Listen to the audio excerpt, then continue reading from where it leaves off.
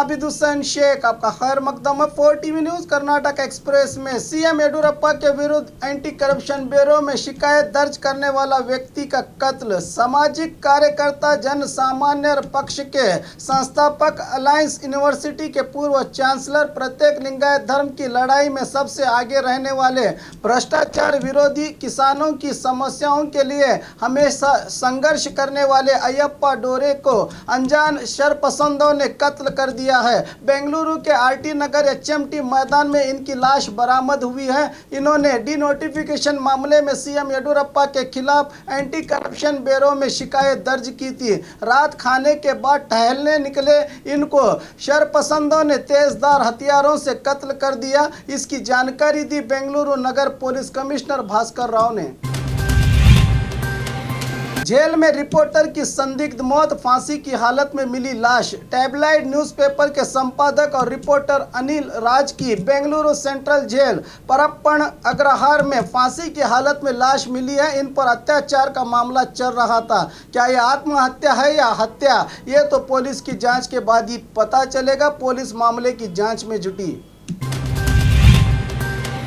IAS अधिकारी के विरुद्ध भ्रष्टाचार का आरोप। कोलार में सीईओ के पद पर अपनी सेवाएं देने वाले आईएएस अधिकारी जगदीश पर आरटीआई कार्यकर्ता केसी राजन्ना ने भ्रष्टाचार का संगीन आरोप लगाया है। आरटीआई कार्यकर्ता राजन्ना का कहना है कि कुछ भ्रष्ट पीडीओ और दूसरे अधिकारियों को बचाने के लिए जगदीश ने कीमती तोहफे लिए हैं। जब कोलार से इनका ट्रांसफर हुआ था तो इन्हें सम्मान करके सोने की अंगूठियां, चांदी का ताज पहनाया गया था। अब जगदीश उडुपी के जिला अधिकारी हैं। राजन्ना कह रहे हैं कि कोलार में सेवा करते समय इन्होंने जो भी भ्रष्टाचार किया है, इनको चाहिए कि सारे कीमती तोहफे वापस करके माफी मांग लेनी चाहिए। अप्पू पट्टनशेट्टी को फौरन माफी मांगनी चाहिए, राघव अन्निगेरी। कल बीजेपी के पूर्व सचिव अप्पा साहब पट्टनशेट्टी ने बीजापुर के नगर विधायक बसनगौड़ा पाटिल को खरी खोटी सुनाई थी। आज इसी का जवाब देते हुए मीडिया के सामने विवेकानंद सेना के अध्यक्ष राघव अन्निगेरी ने मीडिया से कहा कि विधायक बसनगौड़ा पाटिल की आवाज उठाने पर ही केंद्र ने 1200 करोड़ का अनुदान दिया है। शौकस नोटिस को वापस लेने का आग्रह करने वाले श्रीशैल पीठ के स्वामी जी का पट्टनशेट्टी ने अपमान किया है। 15 साल के बाद इन्हें बीजापुर शहर के रास्तों की याद आई है। 9 साल अधिकार में रहकर इन्होंने क्या किया। सवाल उठाते हुए कहा कि 2004 और 2008 में हम सब लोगों ने प्रचार करके इन्हें जितवाया था। 2014 में ये तीसरे स्थान पर थे। ये पक्ष विरोधी गतिविधियां कर रहे हैं। इन्हें पक्ष से उच्चाटन करने के लिए राज्य अध्यक्ष को पत्र लिखेंगे। अपने बयान पर अप्पा साहब को माफी मांगने का आग्रह किया राघव अन्निगेरी ने।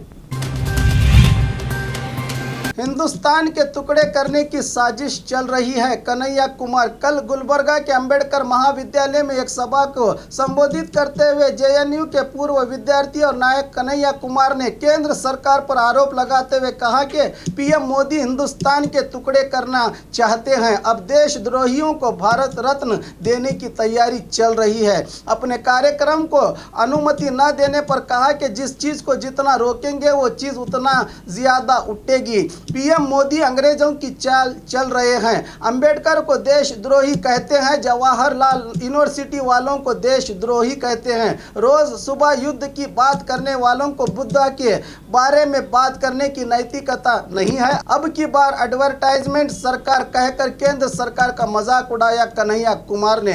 गुलबर्गा यूनिवर्सिटी के विश्वेश्वरैया भवन में आयोजित कार्यक्रम को रद्द किया गया तो अंबेडकर महाविद्यालय में यह कार्यक्रम संपन्न हुआ।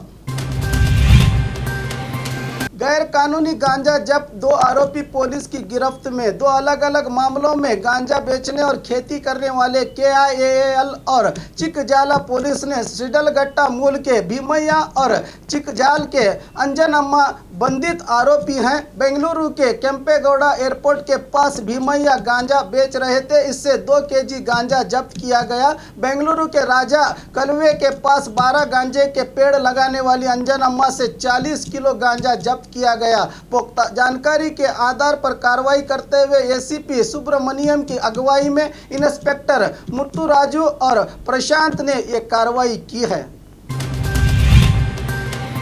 आईएमए घोटाला, मंसूर खान का साथी जमानत पर रिहा। आईएमए कंपनी के मालिक मंसूर खान को विदेश जाने के लिए मदद करने वाले मुजाहिदीन नामक व्यक्ति को कोर्ट ने जमानत पर रिहा कर दिया है। इसकी जमानत 11 अक्टूबर को ही मंजूर हुई थी। इसके जेल से छूटने पर इसके साथियों ने बड़ी गर्मजोशी से इसका स्वागत किया। इस मौके पर पटाखे उड़ाए गए, जिसका वीडियो वायरल हुआ है। साइड न देने पर बस चालक की पिटाई। घटना बीजापुर सिंदगी तालुका के हंदिगनूर तांडा के पास घटी है। मामला तब गरमाया जब बाइक सवारों ने केएसआरटीसी बस साइड न देने से बाइक पर सवार तीनों युवकों ने बस रोककर ड्राइवर पर हमला किया। इस घटना को बस यात्रियों ने मोबाइल में कैद करके कर्तव्य पालन कर रहे ड्राइवर पर हमले की कड़ी निंदा करते हुए आरोपियों को जल्द से जल्द गिरफ्तार करने की मांग की। यह वीडियो सोशल मीडिया में भी काफी वायरल हो रहा है। घटना को लेकर देवर हिप्पर की पुलिस थाना व्याप्ति में मामला हुआ है दर्ज। डिप्टी सीएम सऊदी पर सीएम गरम।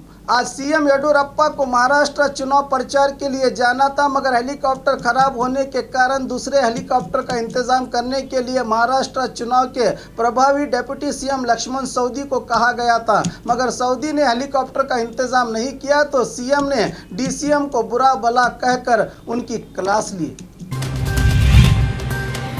बस दुर्घटना में युवक की मौत, 15 घायल। घटना मुद्देबिहाल तालुका के बड़गानूर ग्राम के पास घटी है। बीजापुर से तालीकोट जा रही बस नंबर KA28F2087 सामने से आ रही एक्सल बाइक पर सवार दो युवकों से टक्कर हो गई, जिससे बाइक सवार 15 साल बीरन्ना की बस के टायर के नीचे आने से मौत हो गई। युवकों को बचाने की कोशिश के कारण बस बेकाबू होकर पलटी हो गई, जिसकी वजह से बस में सवार 10 से अधिक यात्रियों को गंभीर चोटें आई हैं, जिन्हें इलाज के लिए तालीकोट सरकारी अस्पताल में भर्ती किया गया है। दुर्घटना स्थल से बस ड्राइवर हो गया फरार।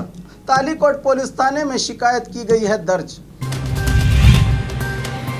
चुनाव प्रचार के लिए सीएम निकले महाराष्ट्र। बीजेपी आला कमान अपने नायकों से भरपूर काम लेती है। पिछले दिनों हमने देखा था कि किस तरह चुनाव प्रचार के लिए खुद पीएम मोदी अपने बड़े बड़े काम छोड़कर 3 बार कर्नाटक पहुंचे थे। अब उसी तरह महाराष्ट्र में विधानसभा चुनाव है तो कर्नाटक से कई बीजेपी नायक प्रचार के लिए महाराष्ट्र जा रहे हैं। इसीलिए कल शाम ही सीएम येडियुरप्पा बेलगाम पहुंचे थे। आला कमान के आदेश पर महाराष्ट्र में हो रहे विधानसभा चुनाव प्रचार के लिए महाराष्ट्र जाने के लिए सुबह करीब 4 घंटे तक हेलीकॉप्टर के इंतजार में बैठते रहे सीएम। मौसम के मिजाज को देखते हुए हेलीकॉप्टर के आने में देरी हुई। आखिर 11:30 बजे के करीब सीएम महाराष्ट्र के लिए निकल पड़े। यहां होने वाले विधानसभा चुनाव के लिए अपने लिंगायत समुदाय में बीजेपी के लिए वोट मांगेंगे सीएम येडियुरप्पा।